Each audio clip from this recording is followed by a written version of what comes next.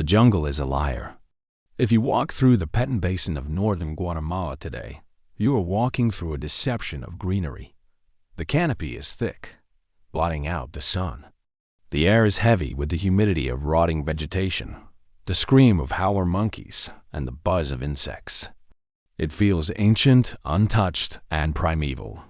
It feels like a place where humans are merely temporary guests, trespassing in a kingdom that belongs to the jaguar and the snake. But this silence is new. If you could peel back the layer of time, if you could stand on this exact spot in the year 750 AD, you would not be standing in a wilderness. You would be standing in a suburb. You would be surrounded not by mahogany trees, but by a sprawling, engineered landscape of plaster and stone. You would smell wood smoke, roasting maize, and the metallic tang of crushed limestone. You would hear the sound of 100,000 people, the murmur of a market, the chanting of priests, and the rhythmic thud of stone chisels against rock. For over 1,000 years, this was the heart of one of the most sophisticated civilizations the planet has ever known. This was the world of the classic Maya. We have been taught to view them as a mystery, a people who emerged from the fog of prehistory to build pyramids and then vanished into thin air. But there is no mystery in their existence, only in their fragility. They were not a people of the forest. They were the masters of it. They did not live in harmony with nature. They bent nature to their will until it nearly broke. To understand why they fell, we must first understand how high they climbed. We must look at them not as ancient tribes, but as a complex, urban superpower, ruled by a political ideology that was as absolute as it was dangerous.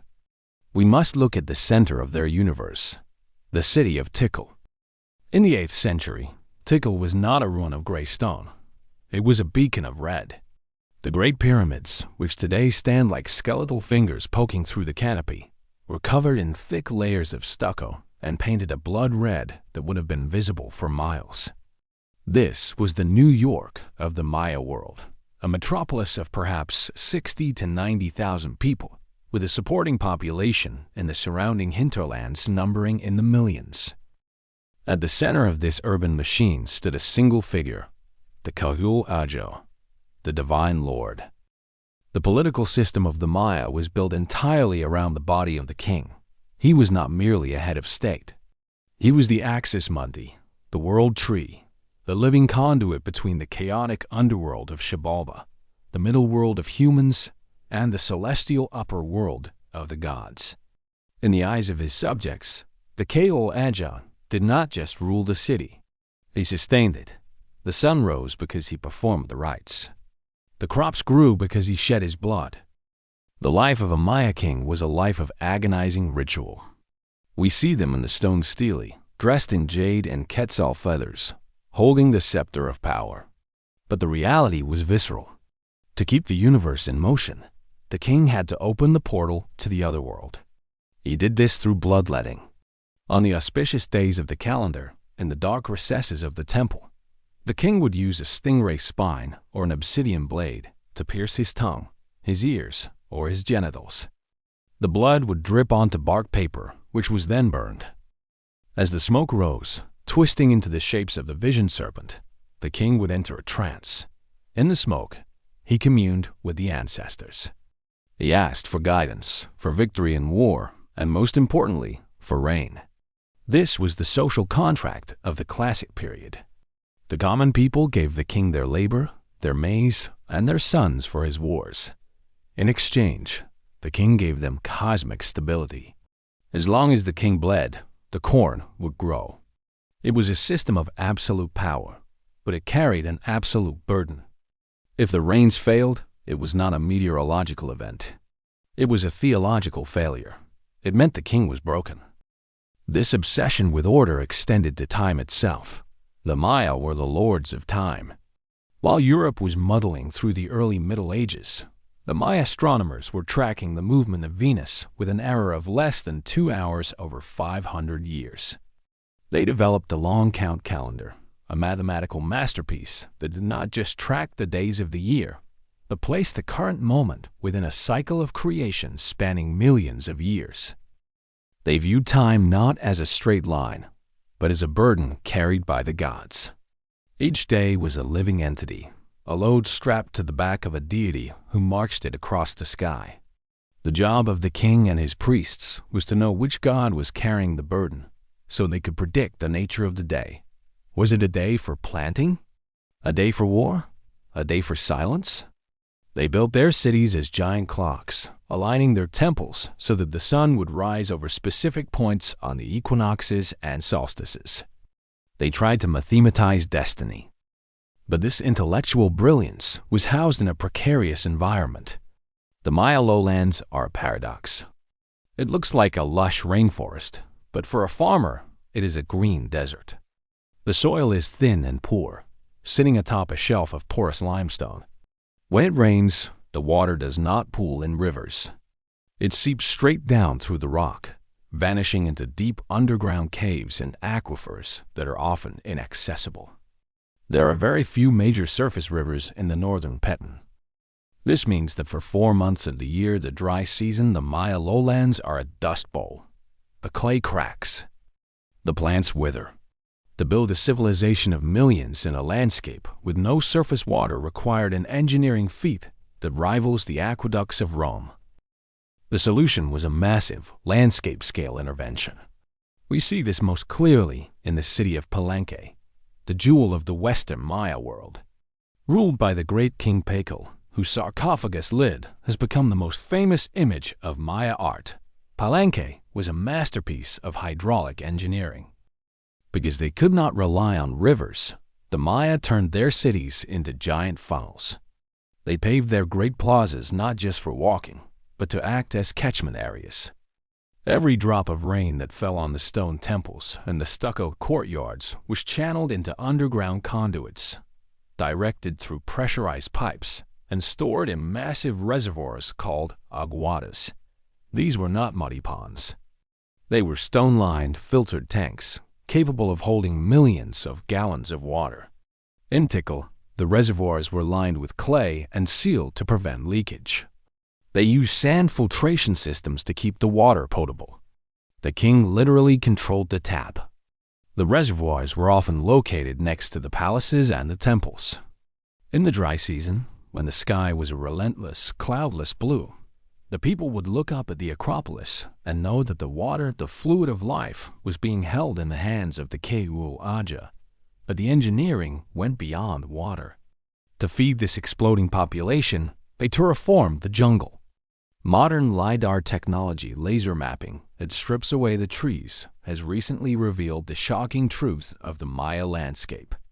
They did not practice simple slash-and-burn agriculture as we once thought. That method cannot support the population densities we now know existed, densities comparable to modern-day Los Angeles or rural China. Instead, they drained the swamps. They built thousands of miles of raised causeways, or sakbib, to connect their cities. They constructed vast systems of terraced fields, climbing up to hillsides to capture soil and moisture. They created wetland fields in the low-lying areas, artificially raising the earth to create super fertile planting beds. It was intensive industrial agriculture. They had completely, totally modified the ecosystem to squeeze every calorie out of the maize plant. By the middle of the 8th century, the system seemed perfect. The population was peaking. The art was at its most baroque and beautiful. The kings, like Pakal and Palenque or Jasa Chankeowil and Tikal, were building monuments that scraped the sky. They were recording their victories in hieroglyphic stairways that detailed the humiliation of their enemies. They felt invincible. However, a civilization that runs at 100% capacity has no safety margin. The Maya had removed the forest to plant their corn and burn the lime for their stucco. They had multiplied their numbers to the point where every acre of land had to produce. They had centralized all political and spiritual authority in the person of a single man who claimed he could talk to the rain. They had built a magnificent machine, but it was a machine with no brakes. They did not know that the climate, which had been relatively stable and wet for centuries, was about to turn against them. They did not know that the very success of their society was creating the conditions for its demise. The Kahal Ijar stood atop his pyramid, covered in jade, bleeding onto the fire, convinced that his blood kept the world spinning. But the wheels were beginning to wobble. The lords of time had counted the days of the past with perfect accuracy, but they could not see the countdown clock that was ticking toward their own future. The jungle they had tamed was waiting at the gates, ready to take it all back. The popular imagination has long held a gentle delusion about the Maya. For decades, early archaeologists, gazing up at the serene faces carved into the stele, believed they were looking at a civilization of pacifist stargazers. They imagined a society of priest-kings who spent their days calculating the orbit of Venus and their nights contemplating the infinite. It was a beautiful image. It was also completely wrong. The decipherment of the Maya glyphs in the late 20th century shattered this peace. The stones began to speak, and they did not speak of tranquility. They spoke of star wars, of decapitations, of cities burned, and of lineages extinguished. We now know that the classic Maya world was a landscape of perpetual grinding violence, dominated by a geopolitical struggle as polarized and destructive as the Cold War. This was not a chaos of random tribal skirmishes. It was a structured bipolar conflict between two hegemonic superpowers, the Mule Kingdom of Tikal and the Kan Kingdom of Calakmul. These two giants, separated by 60 miles of dense forest, spent centuries grappling for the throat of the Maya world. Their rivalry defined the politics, the economics, and ultimately, the destiny of the entire civilization. To understand the scale of this conflict, we must look to the north, to the Snake Kingdom. Calakmul was a monster of a city. While Tikal is famous today for its soaring, slender temples, Calakmul was the heavyweight champion of sheer mass. It was home to over 50,000 people, with a sphere of influence that controlled perhaps 500,000 more. Its kings, the Snake Lords, were masters of the proxy war. They understood that power lay in networks. Unlike Tikal, which often relied on direct military force and prestige, Calakmul played a game of encirclement. They married their princesses into the royal families of smaller cities. They funded rebels. They patiently built a ring of iron around their rival. The conflict began in earnest in the 6th century, a period often called the hiatus in Tikal's history. For over 130 years, no stele were erected at Tikal. No new temples were built. For a long time, archaeologists thought this was a mysterious cultural pause. We now know it was a silence imposed by defeat. In 562 AD, the Snake King Sky Witness orchestrated a massive coalition to crush Tikal. They sacked the city. They likely sacrificed its king. Tikal was not destroyed, but it was humiliated, reduced to a vassal state, forced to watch as its former allies bowed to the snake banner. But empires built on fear are fragile. In the late 7th century, a new leader rose from the ashes of Tikal's humiliation. His name was Jisaw Chan Kaowil. He is one of the few individuals in ancient history whose personality seems to vibrate through the stone. He was not content to be a vassal. He spent years rebuilding Tikal's military, strengthening its defenses and reigniting the fervor of its people. He waited for the Snake Kingdom to overextend. In 695 AD, the moment came. The armies of Tikal and Calakmul met in a cataclysmic battle. We do not know the exact location, perhaps a swampy valley somewhere between the two capitals, but we know the result. Jisaw Chan Kaowil shattered the power of the snake. He captured the effigy of the Calakmul patron god of capture, that in Maya worldview was equivalent to capturing the soul of the enemy city. He returned to Tikal in triumph. He built the soaring Temple Eye, the Temple of the Great Jaguar, as his own tomb, a monument to the restoration of Tikal's glory. But this victory did not bring peace. It brought the Game of Thrones era of Maya history to its bloody crescendo. The defeat of Calakmul shattered the central authority that had kept the northern alliances in check. The Maya world fractured into a chaotic brawl of competing city-states. It was no longer a war of two superpowers. It was a war of all against all. This new phase of warfare was different. In the early classic period, war had been a ritualized affair. It was the sport of kings. Elite warriors would meet in designated battlegrounds to capture high-value prisoners for sacrifice. The goal was prestige, not annihilation. You captured a rival lord, you brought him back to your city, you played a ball game with him, and then you executed him on the steps of the temple. The city itself was usually spared. The farmers were left alone to grow the corn. By the 8th century, the rules had broken down. The inscriptions tell us of Star Wars, attacks timed to specific astronomical events that resulted in the Puli, the burning of cities. We see evidence of scorched earth tactics. The goal shifted from capturing kings to destroying the economic capacity of the enemy. The city of Dos Pilas offers the grimmest example of this descent into total war. Dos Pilas was a splinter state, founded by a brother of the Tickle King who had defected to the Snake Kingdom. It was a city born of treason.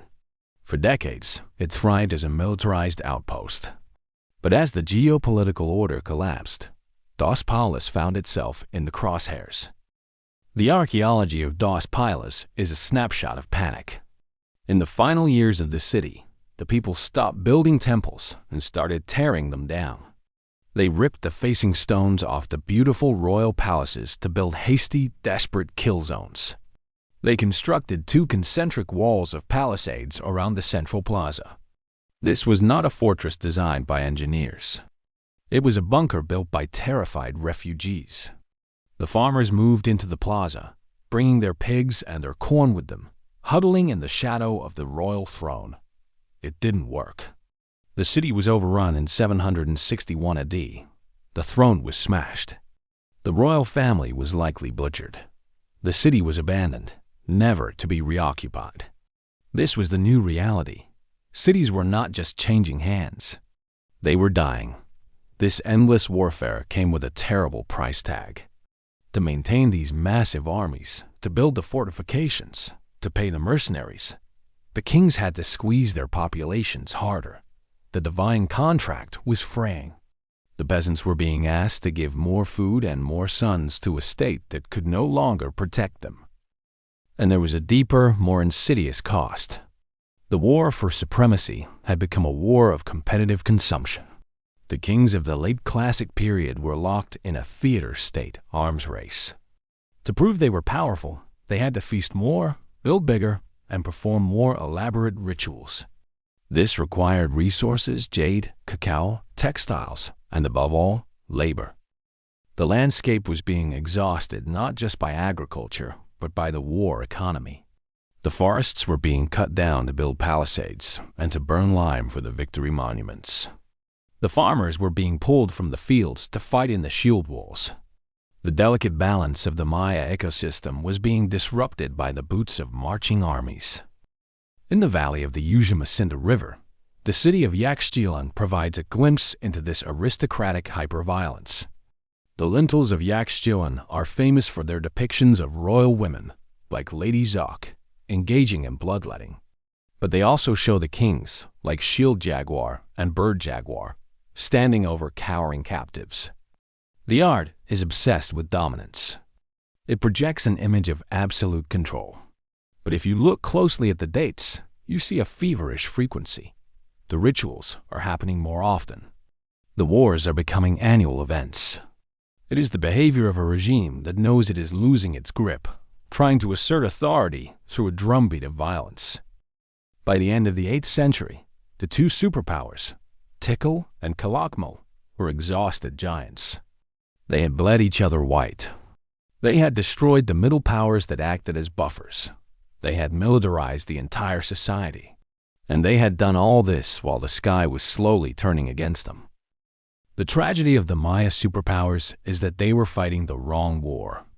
While they were obsessed with the political borders of their kingdoms, the environmental borders of their civilization were collapsing. While Jisao Chan Kaawil was celebrating his victory over the Snake King, the rains were already beginning to falter.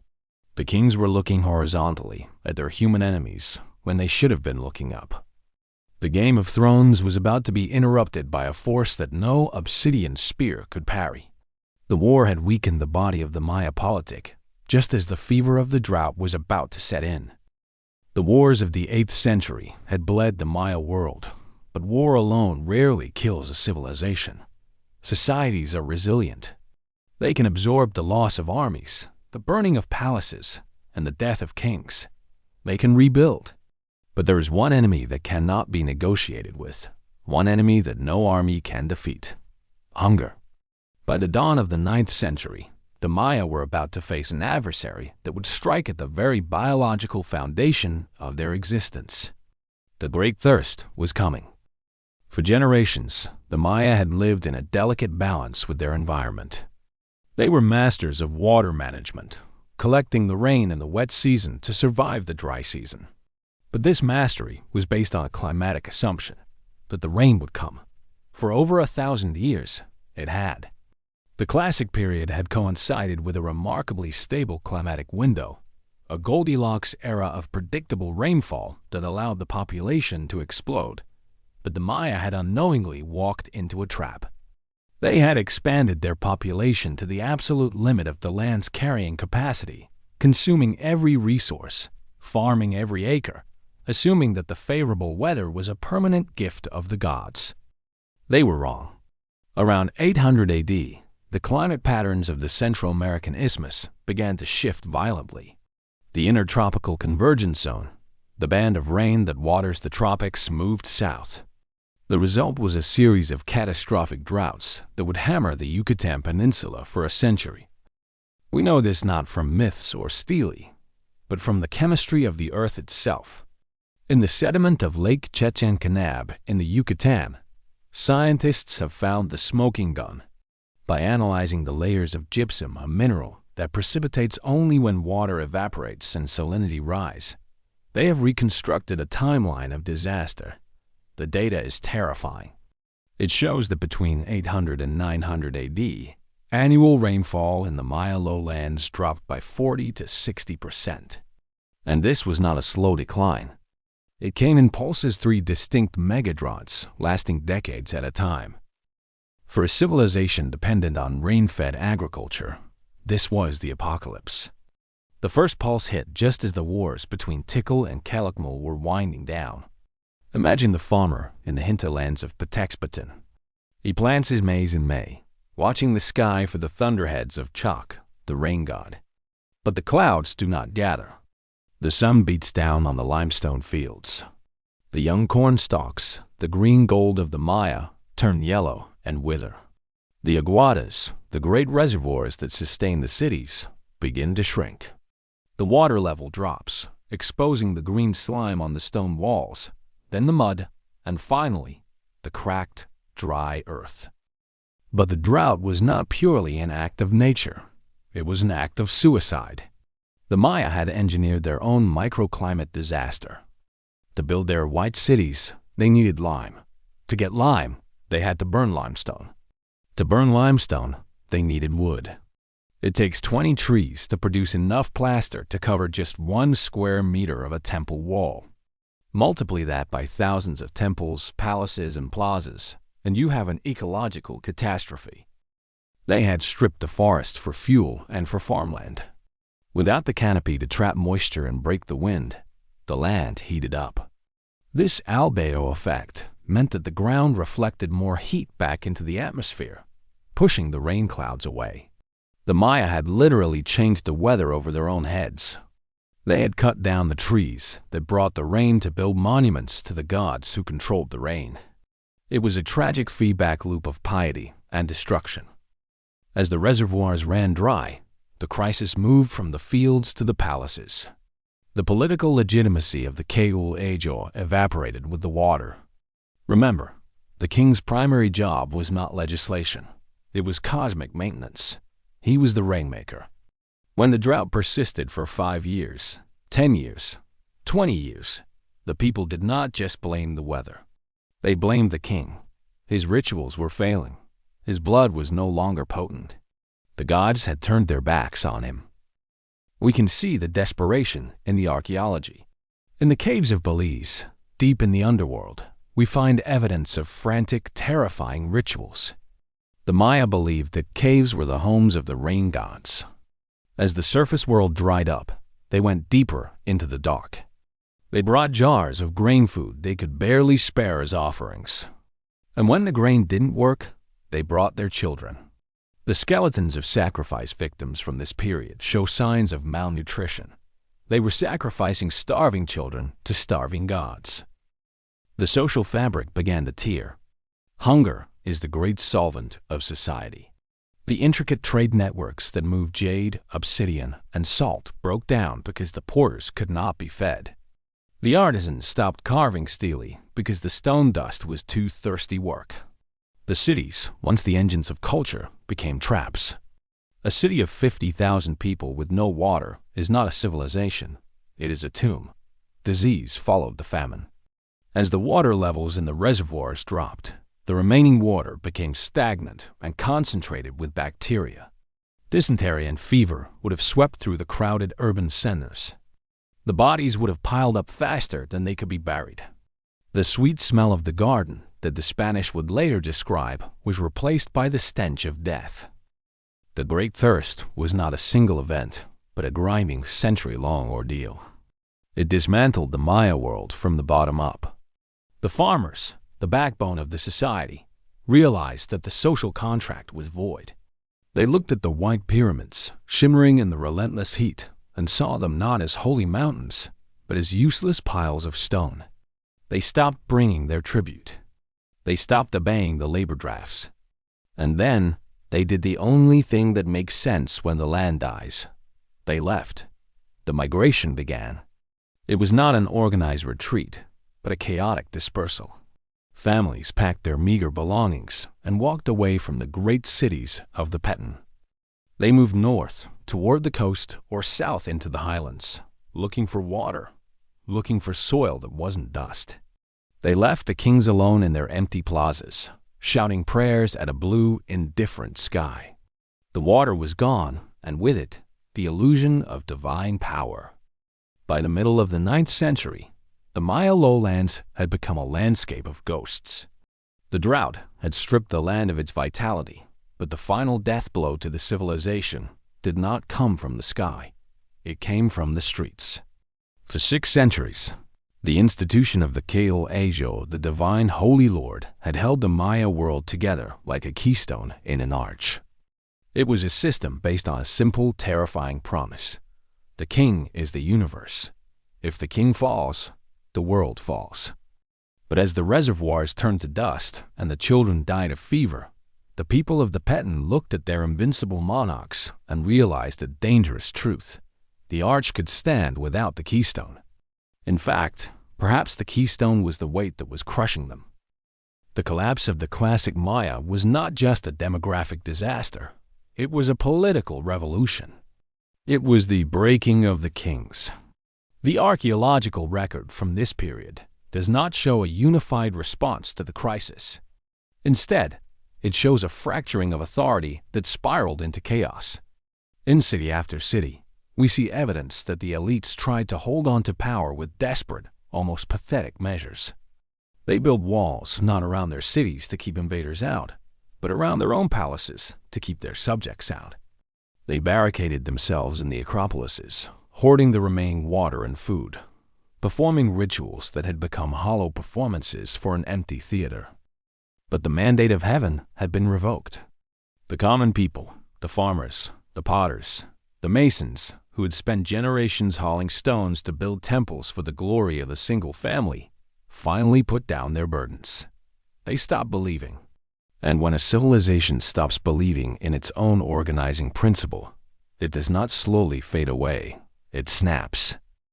The violence, when it came, was intimate and shocking. It was not the ritualized warfare of the past, where noble warriors sought captives for the ballgame. This was the rage of a starving population turning on its masters. We see the grim aftermath in the ruins of Cancun. Cancun was a wealthy trade hub, a city known for its beautiful jade workshops and its strategic location at the headwaters of the Paisian River. It had managed to avoid the worst of the wars between Tikal and Calakmul. Its palace was a sprawling masterpiece of limestone, home to the king Max. In the year 800 AD, Max was preparing to expand his palace, confident in his wealth. But by 801, the music had stopped. Archaeologists excavating the site in 2005 uncovered a crime scene that had been frozen in time for 1,200 years. In the sacred cistern of the royal palace, the very source of the king's water, they found the bodies. 31 nobles, dressed in their finest jade jewelry and shell ornaments, had been butchered. They were not killed in battle. They were executed. Some had been decapitated. Others had been hacked apart with obsidian axes. Among them were women and children, the entire extended royal family. The king and queen were found nearby, buried in a shallow, hasty grave, still wearing their ceremonial regalia. The violence was systematic. The attackers had rounded up the elite, executed them, and then dumped them into the water supply, poisoning the city's lifeblood forever. Who were the killers? There is no evidence of a foreign invasion. No Toltec arrows, no non-Maya weapons. The killers were likely the people of Cancun themselves, or perhaps a rival faction of nobles who saw the weakness of the king and struck. After the massacre, the palace was not occupied by a new ruler. It was abandoned. The commoners did not move in. They walked away, leaving the bodies to rot in the mud. The house of the God King had become an abattoir. Not every city ended in a bloodbath. Some died with a whimper, a slow, agonizing slide into oblivion that is almost more poignant than the slaughter. In the great city of Copan, in modern-day Honduras, the collapse was a bureaucratic tragedy. Copan had been the Athens of the New World, a center of art and astronomy ruled by a dynasty that had lasted for 400 years. But as the environment degraded and the hillsides eroded from overfarming, the power of the kings waned. We can trace this decline in a single, heartbreaking monument. Altar L. It was commissioned by the last king of Copan, Yucatek. He intended it to be a copy of the great Altar Q, a monument that would cement his place in the glorious lineage of his ancestors. One side of the altar is carved with the beginning of the date and the king's image, but the other 3 sides are blank. The carving stops in mid-sentence. It is a frozen moment of failure. The sculptor didn't finish the job. Why? Perhaps the king couldn't pay him. Perhaps the sculptor had left to find food. Perhaps the king was deposed before the work could be completed. The unfinished altar sits in the ruins like a sentence that trails off into silence. It is the physical proof that the state had run out of energy. The bureaucracy, the scribes, the artisans, the entire complex machinery of the state simply ceased to function. In the final years of the Classic period, the long count calendar, which had ticked forward relentlessly for a millennium, began to stutter. The Maya loved to erect stelae to mark the end of a Kayatan, a 20-year period. It was a compulsion. They had to mark the time. But in city after city, the dates stop. At Tikal, the last date is 869. At Calakmul, 909. At Tonina, the last known date of the entire Classic period is recorded, January 15th, 909 AD. After that day, no one in the Maya lowlands ever carved a date again. The lights were going out one by one. It was a domino effect of silence. As the central authority collapsed, the infrastructure that supported the population fell into disrepair. The reservoirs silted up. The terraces collapsed. The jungle, held back for centuries by the machetes of millions of farmers, began to creep back in. The roots of the ceiba trees pried apart the stones of the temples. The vines strangled the stelae. The people did not vanish into thin air. They vanished into the forest. Without the kings to concentrate them in the cities, the population dispersed. They became smaller, mobile groups, returning to a simpler way of life/and-burn farming in the bush, moving every few years. They shed the weight of a civilization. They stopped building stone houses. They stopped making the beautiful polychrome pottery. They stopped writing. The tragedy of the collapse is that it was a choice. The common people chose to survive rather than to sustain the system. They looked at the cost of being civilized, the taxes, the wars, the hunger, the labor, and decided it wasn't worth it. They voted with their feet. The collapse of the Maya was the ultimate rejection of the state by the people. By the 10th century, the great cities of the Petun were empty. The wind whistled through the roof combs of Tikal. The jaguars made their dens in the throne rooms of Calakmul. The bats roosted in the observatories where astronomers had once tracked the stars. The lords of time had been overthrown by time itself. They had built for eternity, but they had forgotten that eternity belongs to the earth, not to the kings who claim to rule it. If you open a history textbook printed 50 years ago, the story of the Maya often ends in the year 900.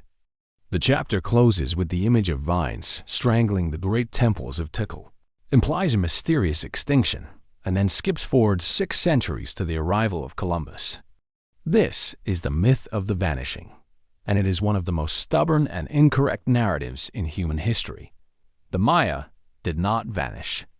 They did not board spaceships. They did not simply die out. They did what any sensible population does when their home becomes uninhabitable.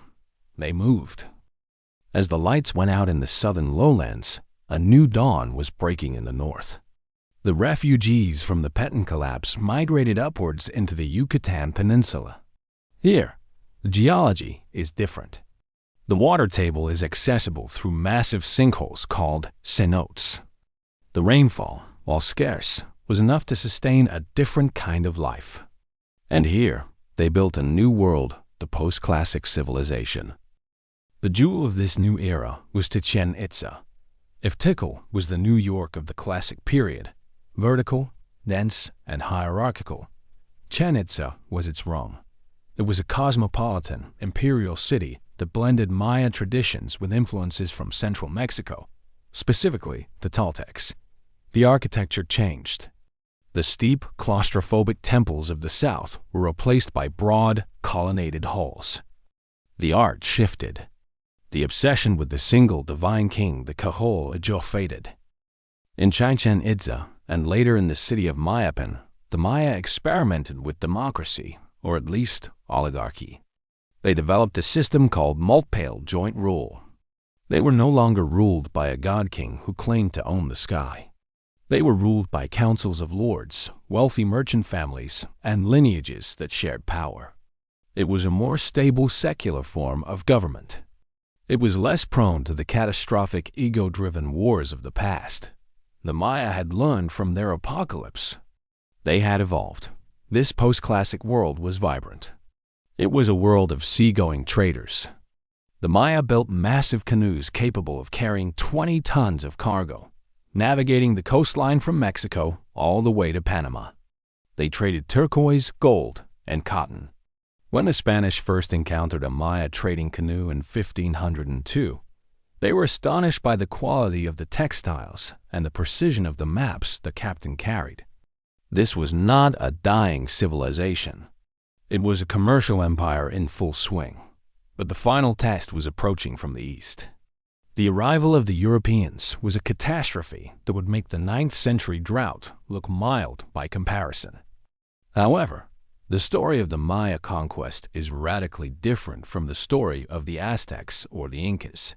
When Hernan Cortes marched into Tenochtitlan, he cut off the head of the Aztec Empire, and the body fell. The Aztecs were a centralized state. Once the emperor was captured, the war was effectively over. The Maya were different. Because they had fractured into dozens of independent squabbling city-states after the collapse, there was no head to cut off. The Spanish could not win with a single battle. They had to conquer the Maya house by house, city by city, jungle by jungle. The conquest of the Maya was a grinding, bloody war of attrition that lasted for 170 years. The Spanish would conquer a province, and as soon as they marched away, the Maya would fade into the forest and rebel.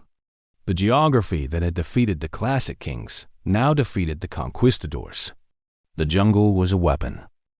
It wasn't until the year 1697, nearly 2 centuries after Columbus arrived, that the last free Maya kingdom fell. It was the island city of Tenochtitlan, located in Lake Petun Itza, not far from the ruins of Tikal. The Yitzhak Maya had held out against the Spanish Empire for generations, preserving their library of hieroglyphic books and their ancient rites in the middle of a colonized continent.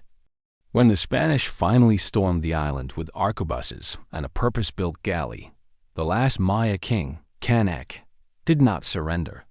He merely watched as his library was burned, knowing that the books were just paper, but the words were already written in the minds of his people. The physical conquest was complete, but the cultural erasure failed. Today, there are over 7 million Maya people living in Guatemala, Mexico, Belize, Honduras, and El Salvador. They are not descendants of the Maya. They are the Maya. They speak over 30 distinct Mayan languages that are direct descendants of the glyphs carved onto the stele of Tikal. In the highlands of Guatemala, the daykeepers still keep the count of the 260-day sacred calendar, the Tzolk'in. They perform rituals to the mountain spirits that would be instantly recognizable to a king from the 8th century. They have survived the Spanish swords, the smallpox, the forced labor of the colonial era, and the genocidal civil wars of the 20th century. The mystery of the Maya is a Western invention. In the 19th century, explorers like John Lloyd Stephens and Frederick Catherwood discovered the ruins in the jungle. They were romantics. They wanted to sell books. The idea of a lost, white-robed civilization that vanished in a puff of smoke was more poetic and more profitable than the reality of the indigenous people living in the villages nearby. They divorced the ruins from the people. They created a ghost story where there should have been a history. The reality of the Maya is far more profound than the myth. It is a story of human resilience. It is a warning about environmental hubris. Yes, the classic Maya proved that a society can be technologically advanced, artistically brilliant, and politically powerful, and still destroy its own home. They proved that nature always bats last.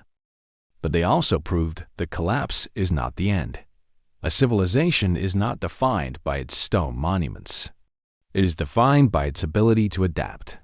When the cities failed, the people walked away. They reinvented themselves. They survived the drought, they survived the collapse of their kings, and they survived the end of their world. So, if you go to Tikal today, do not look for the ghosts of a dead civilization. Look at the tour guide explaining the glyphs in his native tongue. Look at the family lighting candles on the steps of the church in Chichicastenango. The Maya did not vanish. They just changed address. The apocalypse happened, and they are still here to tell us the story.